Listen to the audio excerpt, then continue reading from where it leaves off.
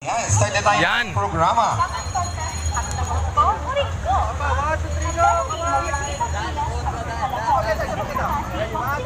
Yan, nagagandahan pong Miss Unod Festival is being Festival. rooted in the faith. Yan po sila, mga idol. A devotion Yan, expressed not nagagandahan only po in sila. prayers, but also in dance, song, and celebration.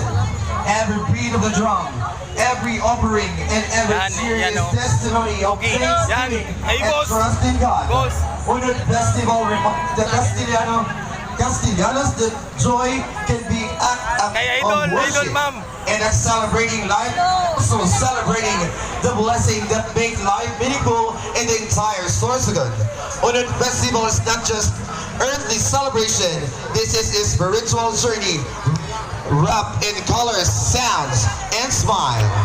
May I request everyone to please all rise for the opening prayer, and please remain standing for the Philippine National Anthem to be conducted by Miss Myla Dara de Leon and Himno Castilla to be performed by Castilla Culture and Performing Arts Group. Mga programa pagpapakita ng ating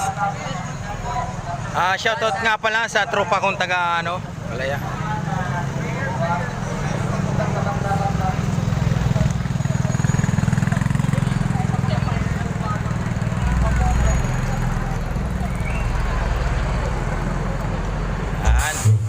Again, may I request Ito, everyone maglalaban-laban. to please all rise for the opening prayer.